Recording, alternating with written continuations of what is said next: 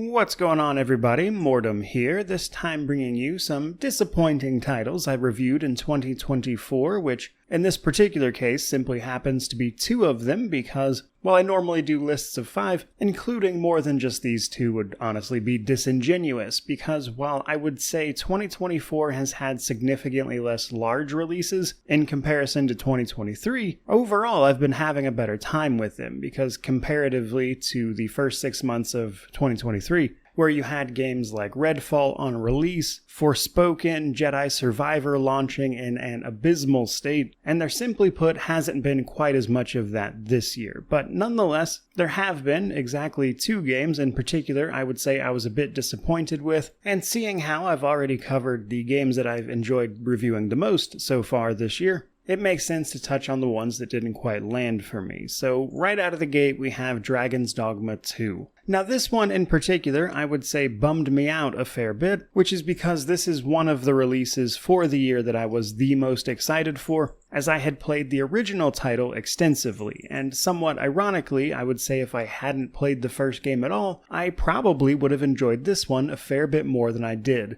And that is because, if you've ever played the original title, it was a very janky, unfinished experience. There was a lot of cut content, and it was certainly rough around the edges here and there, but it had a lot of good ideas that you can kind of see what they were trying to do with. So my hope for the sequel was really that they would simply expand upon those things that the first game really should have, and unfortunately, at least in my opinion, they failed to do so, and in some ways I would say it's actually a little bit worse. Now, to give Dragon's Dogma 2 its due, I will say that I did enjoy the combat, and the combat is the main focus, and if that's really the only part you care about, well, then you're pretty much good to go. Because starting with the story, I think the story of Dragon's Dogma 2 is pretty terrible. Simply without mincing words about it, it's bad. It starts off strong enough, I'll give it that, with you escaping from prison after a confusion about the current ruler of the area being crowned as the Arisen, but it actually turns out that you are the real Arisen, and there's a whole bunch of quests involving kind of getting to the bottom of that, and it's good enough for what it is. And then you get sent to the second area, or the southern half of the map, where you think that's going to continue, and then it turns out that you're actually much, much closer to the end than you originally thought. And all of that stuff that they try to build up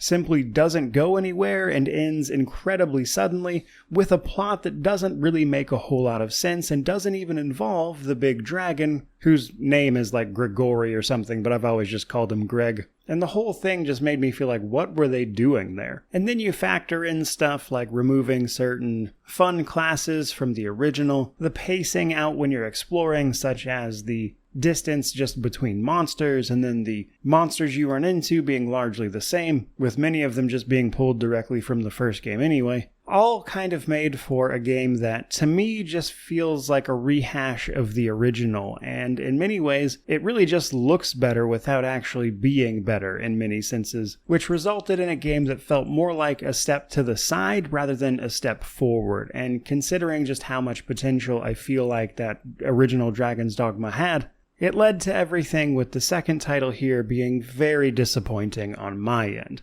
But that does bring me to the other disappointing title I've dealt with this year, and for me that was actually Outcast: A New Beginning. Now, I will say there are parts of it that I enjoyed. I thought the movement from this game was great, and there are points towards the end of the game where you can do a lot of fun stuff in combat, but it just wasn't enough to carry the rest of the game, especially considering that they're asking full AAA price for it when this is clearly more of a AA adventure that doesn't really do anything unique. Now, if you are unaware of what Outcast is, or what it's all about, it's actually a sequel to an old 1999 cult classic that did a lot of interesting things in the sort of open world space. It wasn't the literal first game to do like open world action adventure stuff, but it was certainly one of the early pioneers of that genre. So when I heard that it was getting a sequel, like 25 years later, obviously I was up for it, and unfortunately, whereas the original was seen as innovative, this one was mostly derivative. The gameplay of this is basically like every checklist open world game you've ever played, and while I'm not one to write off a game simply because of its structure being rather traditional, as for instance I play a ton of TRPGs, and let's be honest, a lot of those are pretty copy and paste,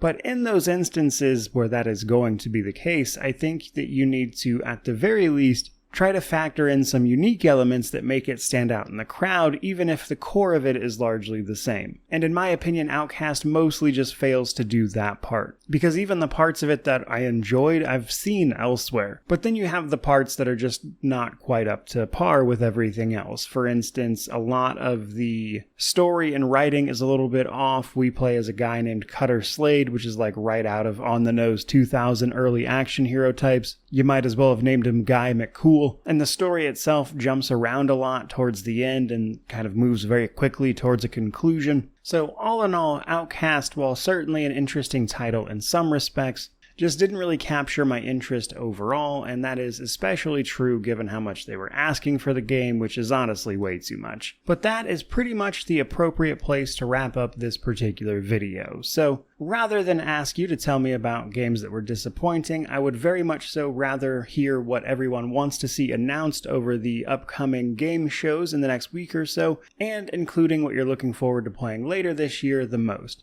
Though, obviously, feel free to share your disappointments as well. It just gets to be a bit of a bummer reading through a ton of those comments, so I try to lighten it up a little bit. But that is pretty much going to do it for today. So if you enjoyed the video, do like, comment, subscribe. Stick around, I'll be reviewing all sorts of stuff, covering the announcement shows, and looking forward to what the back half of the year has for us in gaming. But regardless of all that, truly, just thank you so much for watching. I really do appreciate it. May you wander in wisdom, and have an amazing day.